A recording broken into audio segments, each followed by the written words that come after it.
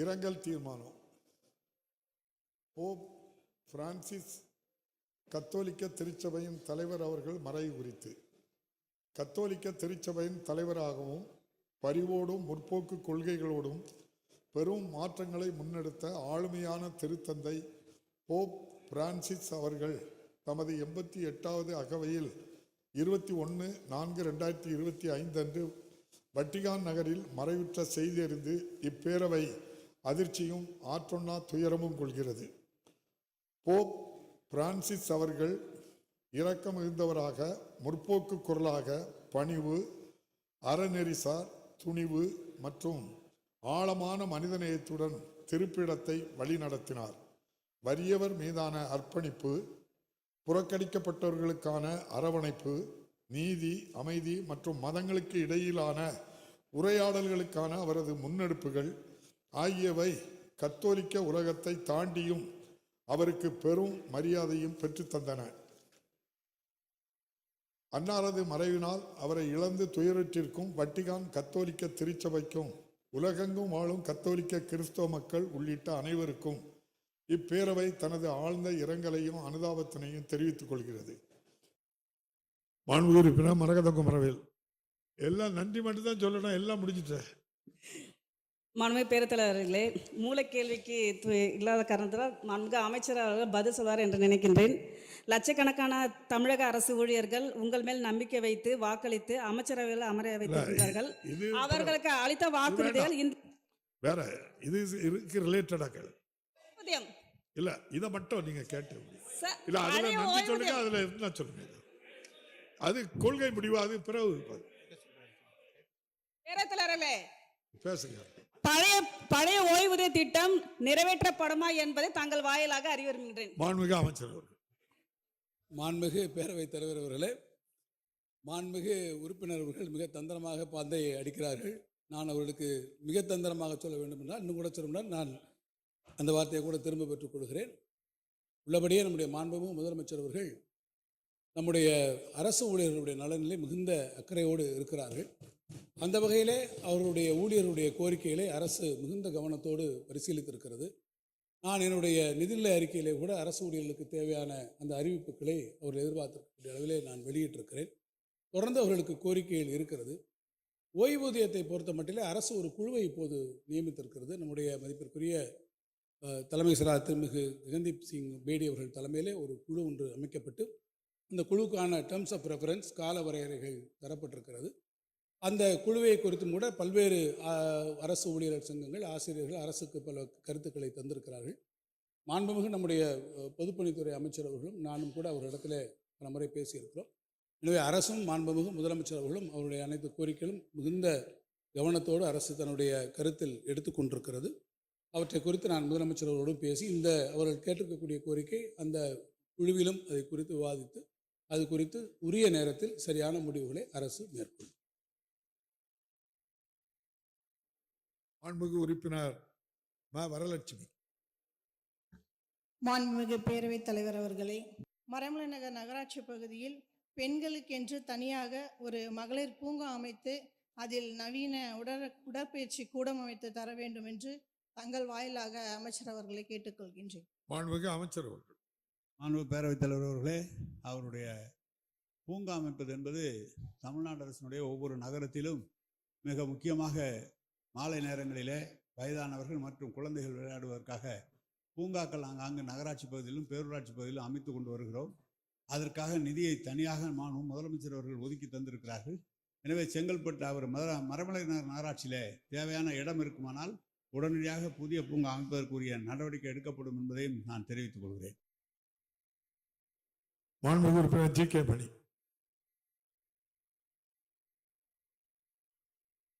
மாண்புமிகு பேரவைத் தலைவர்களே, பென்னாகரம் தொகுதிக்குட்பட்ட பாப்பாரப்பட்டி சுற்றியுள்ள சொரக்காப்பட்டி, பனைக்குளம், திருமல்வாடி, எட்டியாப்பட்டி, வத்திமரத்தள்ளி போன்ற நிறைய கிராமங்களில் இந்த புளி நறுக்கும் தொழில் செய்து வருகிறார்கள்.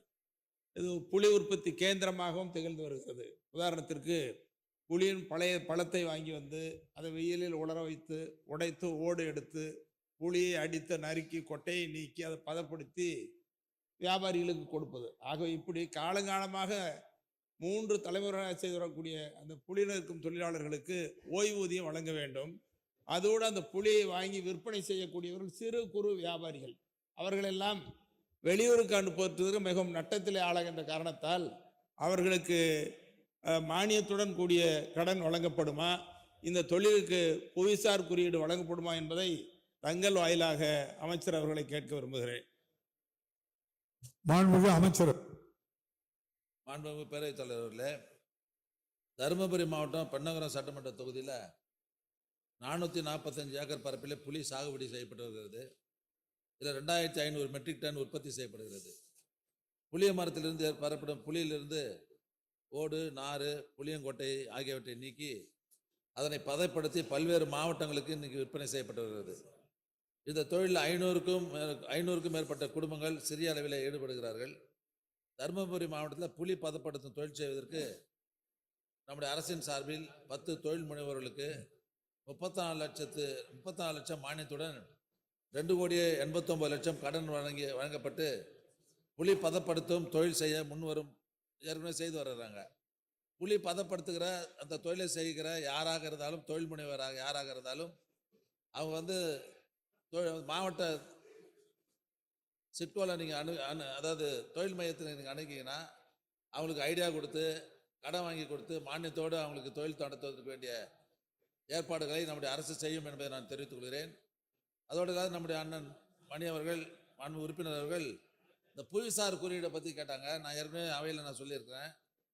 இந்த புவிசார் குறியீடானது வேளாண்மை பொருட்கள், உணவுப் பொருட்கள், கைவினைப் பொருட்கள், உற்பத்தி சார்ந்த பொருட்களுக்கு வழங்கப்படுகிறது.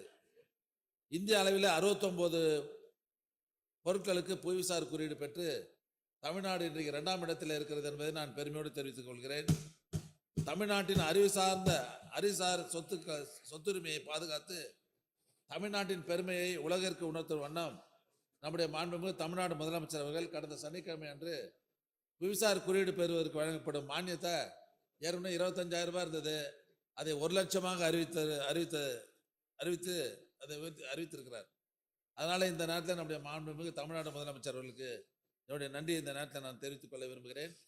அது மட்டும் இல்லாமல் ஒரு பொருள் புவிசார் குறியீடு பெறணும்னு சொன்னால் அந்த பொருள் குறிப்பிட்ட பகுதியிலிருந்து தோன்றி இருக்க வேண்டும். அதற்கான வரலாற்று சான்றும் இருக்க வேண்டும். அப்பொருளுக்கும் அப்பகுதிக்கும் நேரடியாகவோ மறைமுகவோ உள்ள தொடர்பு உறுதிப்படுத்திட வேண்டும். அதற்குரிய ஆவணங்களை தேடி பெற்று நிச்சயமாக நம்முடைய அரசு அந்த பகுதியில் விளைகிற அந்த புலிக்கு நிச்சயமாக புவிசார் பெற்றுத்தவர்களுக்கு பரிசீலிக்கப்படும் என்பதை நான் தெரிவித்துக் கொள்கிறேன். மாண்புமிகு அமைச்சர். மாண்புமிகு பேரவைத் தலைவர்களே, மாண்புமிகு உறுப்பினர்கள் ஒரு பட்டியலே சொல்லியிருக்கார். பகுதி நேர கடைகளை பிரித்து தர வேண்டும் என்று கோரிக்கை வைத்திருக்கார். கண்டிப்பாக எங்கள் துறையினுடைய அதிகாரிகளை அங்கே அனுப்பி விரைவிலே தகுதி இருக்கின்ற அத்தனை கடைகளும் பகுதி நேர கடைகளாக மாவட்ட ஆட்சித்தலைவரே அதை பிரித்து தருவதற்கு வாய்ப்பு இருக்கிறது. அது இல்லை என்றால் எங்கள் துறைக்கு சென்னைக்கு தலைமைச் செயலகத்துக்கு அனுப்பினால் அதை உடனடியாக அது தகுதி இருக்கின்ற பட்சத்திலே கண்டிப்பாக அந்த பகுதி நேர கடைகள் பிரித்து தரப்படும். அதே மாதிரி ரேஷன் கடைக்கு முன்னாடி வெயில் காலத்திலே மழை காலத்திலே மக்கள் வந்து நின்னா வெயில் மழையில் நுழையிறாங்கன்னு சொன்னாங்க. ஏற்கனவே எங்கள் துறையின் சார்பாக இந்த ஆண்டு அனைத்து அதாவது தமிழ்நாடு நுகர்வோர் வாணிப காலத்துக்கு சொந்தமான இடங்கள்லாம் மரங்கள் நடவும்னு சொல்லி முடிவு பண்ணி மரங்கள் நட்டுக்கிட்டு இருக்கிறோம். அதே மாதிரி தமிழ்நாடு சேமிப்பு கிடங்கு நிறுவனங்களையும் மரம் நட்டுக்கிட்டு இருக்கிறேன். மாண்புமிகு கூட்டுறவுத்துறை அமைச்சரோடு கலந்து அனைத்து நியாய விலை கடைகளிலும் அந்த மரம் நடுகின்ற பணியும் சரி மாண்புமிகு முதலமைச்சருடைய கவனத்துக்கு எடுத்து சென்று அந்த நியாய விலை கடைகளுக்கு முன்பாக கூரைகள் அல்லது நல்ல எப்பொழுதும் நிரந்தரமாக இருக்கின்ற வகையில் தகடுகளுடன் கூடிய கூரை அமைப்பதற்கு அரசு விரைவிலே நடவடிக்கை எடுப்பதற்கு உரிய நடவடிக்கை எடுக்கப்படும் என்பதை மாண்புமிகு பேரவைத் தலைவர் மூலமாக மாண்புமிகு உறுப்பினர்களுக்கு தெரிவித்துக் கொள்கிறேன். மாண்புமிகு உறுப்பினர் பொன்னுசாமி. மாண்புமிகு பேரவைத் தலைவர் அவர்களே, நாமக்கல் மாவட்டம் சேந்தமங்கலம் தொகுதி உட்பட்டது கொல்லிமலை சுற்றுலாத்தலமாக திகழ்ந்து கொண்டிருக்கிறது. ஆகாயக்கங்கை நீர்வீழ்ச்சிக்கு செல்ல வேண்டுமானால் 1/2 அடி படி மொத்தம் 1200 படி உள்ளது. அந்த படியை கடந்துதான் நீர்வீழ்ச்சியில் குளிக்க முடியும்.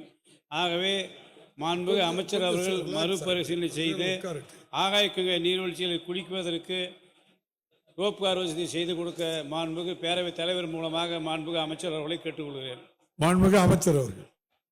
மாண்புமிகு பேரவைத் தலைவர் அவர்களே, நாமக்கல் மாவட்டத்தினுடைய ஆட்சித்தலைவர், அதே போல் நாமக்கல் மாவட்ட வன அலுவலர், நாமக்கல் மாவட்டத்தில் இருக்கிற சுற்றுலா குழு இவர்களை எல்லாம் இது குறித்து ஆய்வு செய்து அதற்கு சாத்தியக்கூறு இருக்குமெனில் அதற்கான பணிகள் மேற்கொள்ளப்படும் என்பதை மாண்புமிகு உறுப்பினர் அவர்களுக்கு பேரவைத் தலைவர் வாயிலாக தெரிவித்துக் கொள்கிறேன். மாண்புமிகு உறுப்பினர் பொன்னுசாமி.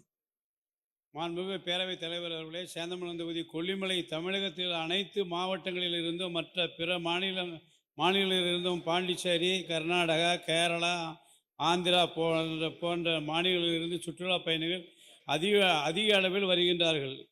ஆகாயக்கங்கை நீர்வீழ்ச்சிக்கு 150 அடி உயரத்திலிருந்து நேரடியாக தண்ணீர் கொட்டுகிறது. அந்த தண்ணீரை குளிப்பதற்கு 1200 அடி படி இறங்கிதான் போய் குளிக்க வேண்டிய ஒரு நிலை இருக்கிறது.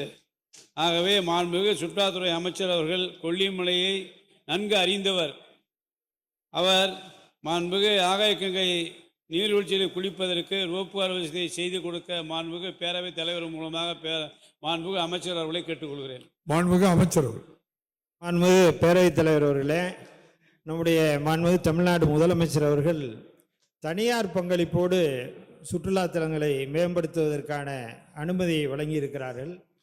குறிப்பாக ஆஸ்திரிய நாட்டைச் சேர்ந்த டோப்புல் மேயர் என்கிற நிறுவனம் கம்பிவட ஊர்தியை செய்வதற்கு தயாராக இருக்கிறார்கள். ஆனால் அந்த பகுதியில் கொல்லிமலையில் இருக்கிற ஆகாயகங்கை நீர்வீழ்ச்சியில் அதற்கான சாத்தியக்கூறு இருக்கிறதா என்பதை ஆய்வு செய்து சாத்தியக்கூறு இருக்குமாயின் அது நிறைவேற்றுவதற்கான முயற்சிகள் மேற்கொள்ளப்படும் என்பதை மாண்புமிகு உறுப்பினர் அவர்களுக்கு பேரவைத் தலைவர் வாயிலாக தெரிவித்துக் கொள்கிறேன்.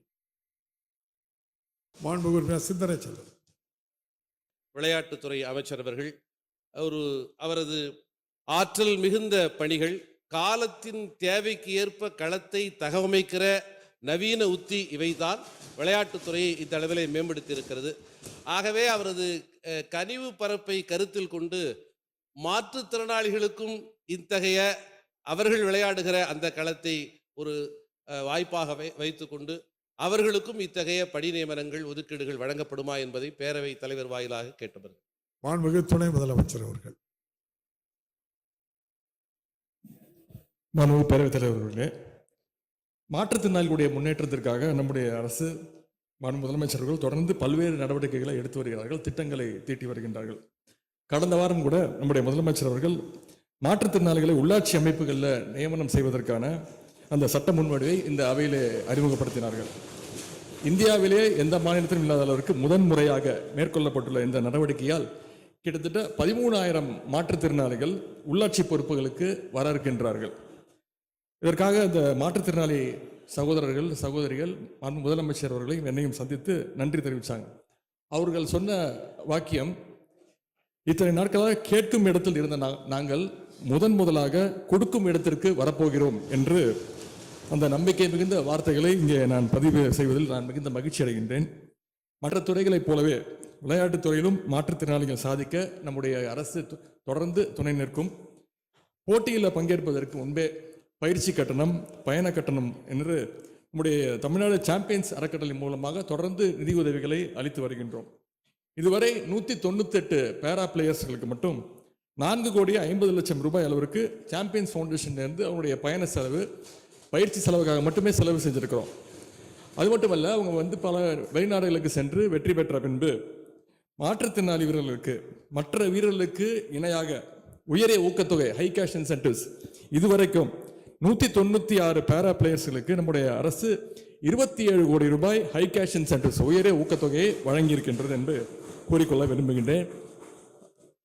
இந்த 3% இடஒதுக்கீட்டின் கீழ் மற்ற வீரர்களுக்கு இணையாக மாற்றுத்திறனாளி வீரர்களுக்கும் பணி நியமன ஆணைகளை விரைவில் வழங்க வருகின்றோம்.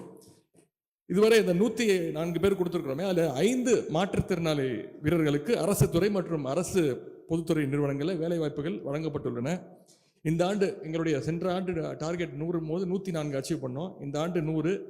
இதில் குறைந்தபட்சம் 25 மாற்றுத்திறனாளிகளுக்கு நிச்சயமாக வேலைவாய்ப்பு அரசு பொதுத்துறைகள் நிறுவனங்களையும் அரசு துறைகளையும் வழங்கப்படும் என்பதை இந்த நேரத்தில் நான் மாண்புமிகு உறுப்பினர்களுக்கு தெரிவித்துக் கொள்கிறேன். மாண்புமிகு முதலமைச்சர் அவர்கள்.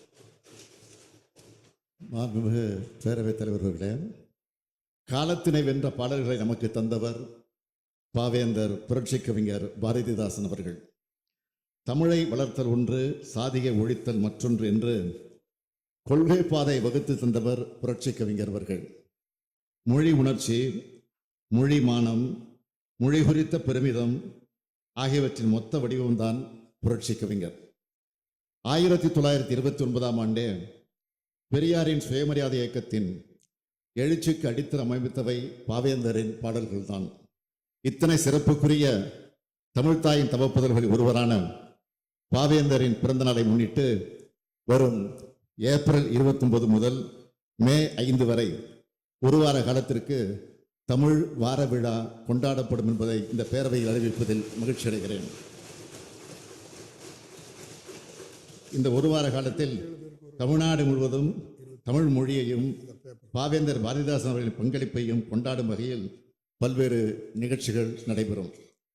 கவியரங்கங்கள் மற்றும் இலக்கிய கருத்தரங்கங்கள் எல்லாருக்கும் எல்லாம் என்று இருப்பதான இடம் நோக்கி நடக்கின்றது இந்த வையம் என்ற பாவேந்தரின் கவிதை வரிகளை மையப்படுத்தி அனைத்து மாவட்டங்களிலும் கவியரங்கங்கள் மற்றும் கருத்தரங்கங்கள் நடைபெறும். சிறந்த தமிழறிஞர்கள் மற்றும் இளங்கவிஞர்கள் இதில் பங்கேற்பார்கள்.